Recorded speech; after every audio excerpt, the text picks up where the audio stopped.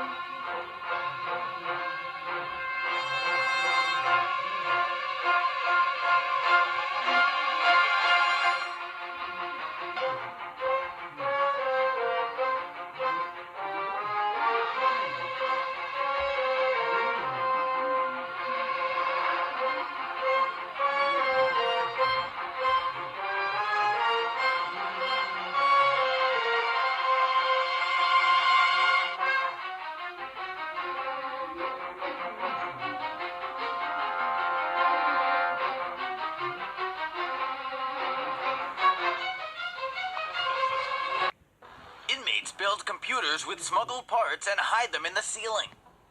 A handful of inmates at a medium-security correctional facility took full advantage of a prison work program, using time for monotonous labor to build a secret computer lab in a prison story for the ages gone public this week. In 2015, the unsupervised inmates in Marion, Ohio, were tasked with disassembling old PCs as part of a computer waste recycling program. But while the rest of the prison's 2-bit cons were crafting shibs and shanks, their 32-bit peers were connecting cables to surf the web. Using a contractor's stolen credentials, they used their internet access to search for drug recipes, how to commit tax fraud, how to build explosives, and, of course, porn. One of them even managed to call and text his mom.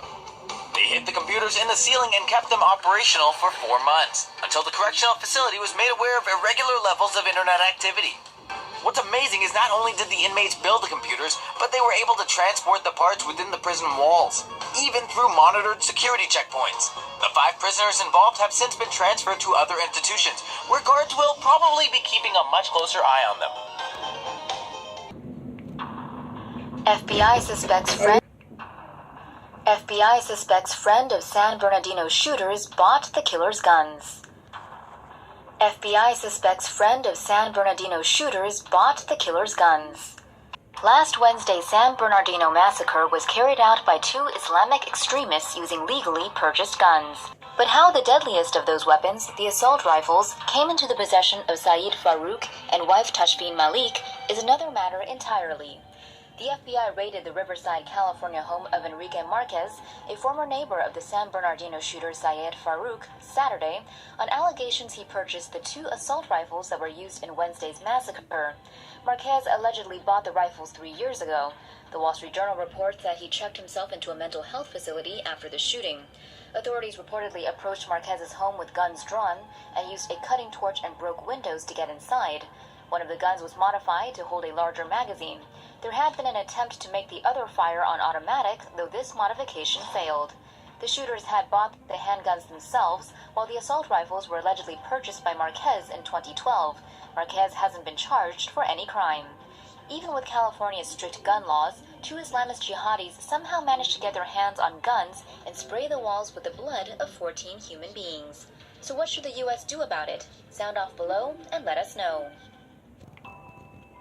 New implant allows ALS patient to communicate using brain activity. Researchers in the Netherlands have developed a brain implant that's enabled a woman with Lou Gehrig's disease, also known as ALS, to communicate by using brain activity without a doctor's supervision. The electrocorticograph consists of 4 roughly 5 centimeter long electrode strips. Each strip contains 4 small electrodes. The electrode strips are implanted inside the skull against the brain. 2 of the electrode strips are placed over the region of the left motor cortex that controls hand movements, while the other 2 are placed over the left prefrontal cortex as a backup. The electrode strips are connected to a transmitter device that is installed inside the left side of the patient's chest. The implant wirelessly connects to a receiver via an antenna and to a tablet computer mounted on the user's wheelchair. The patient thinks about moving her right hand to activate the electrodes, which triggers the electrodes to send signals down to the transmitter in the chest. This allows the patient to move a cursor with her hand to make an input on the computer screen. If the patient's motor cortex degenerates over time, the backup electrodes placed over the left prefrontal cortex will be activated.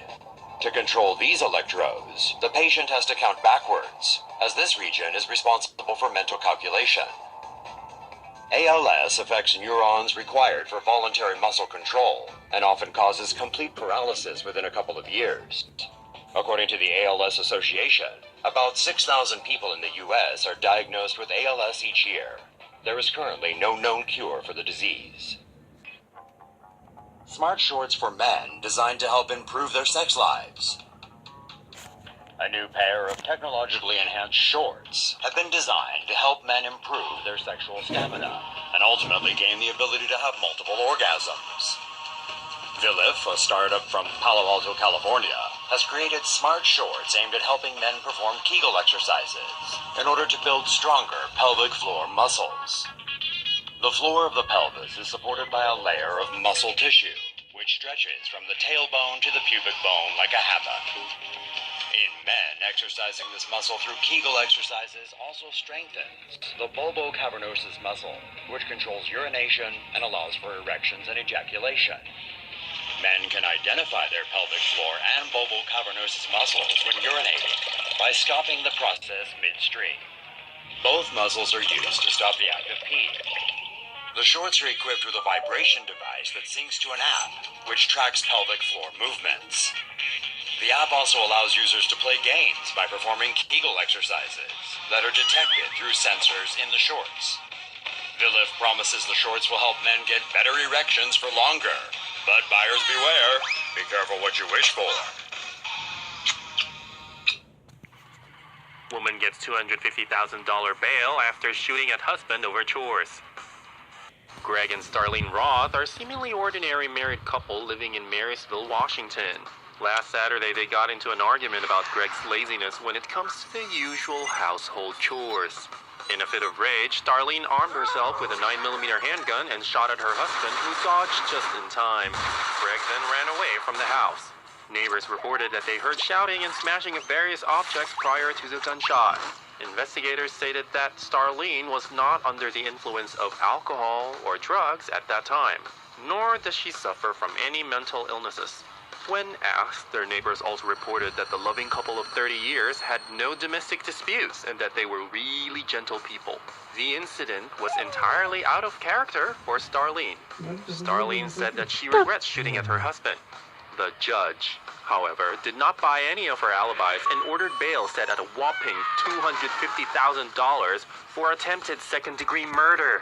So fellas, when your wife asks you to help with house chores, skip the mansplaining and manscuses and get to it before she shoots!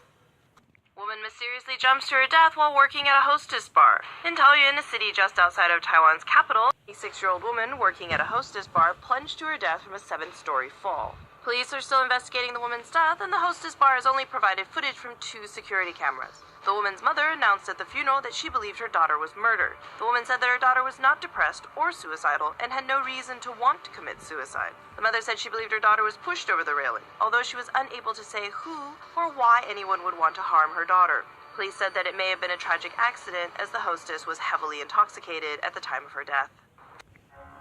Morning para-terror raids see 2 suspected terrorists killed and at least 2 arrested. As the City of Light recovers from the devastation of Friday night's terror attacks, scores of police and military personnel are hitting back at suspected terrorists across France. Than 2 kilometers from the Stade de France, French authorities descended on a Saint-Denis apartment where suspected terrorists were located Wednesday morning. Social media showed gunfire ringing out in the streets of the suburb. Several explosions were also heard in the early morning. It is believed that 5 armed terrorists linked to Friday's attacks were holed up in the residence that French police raided. The target of the operation was Belgian national and Islamic State militant Abdelhamid Abayoud, who is believed to have organized Friday night's attacks. It is unknown if he was captured in the raid. During the raid, one of the suspected terrorists was reportedly shot dead by a French sniper, while a female suspect was killed when she detonated a suicide belt. Police arrested at least 2 suspected terrorists during the onslaught. The search for other suspected militants is ongoing. Like this video? Raging pilot kicks air marshal off flight. Marshal sues TSA. Federal Air Marshal David Maldonado is suing the Transportation Security Administration following an incident that happened on board an airplane at a New York airport back in 2012 that got him kicked off and suspended for a week. Maldonado boarded the flight with 2 other air marshals. One of the flight attendants spilled a tray of drinks on Maldonado and didn't apologize or clean up, but just laughed at him instead. He claims it was deliberate. Then he claims in his lawsuit that she offered a selection of meals to his fellow marshals, but only let him choose beef. He took up his complaints with the head flight attendant, but was told to visit the cockpit and talk to the pilot. But the pilot was taking none of his crap and swore at Maldonado before putting his military ID in his face and kicking him off the flight. Maldonado is suing the TSA for suspending him for a week and demoting him after he flipped out.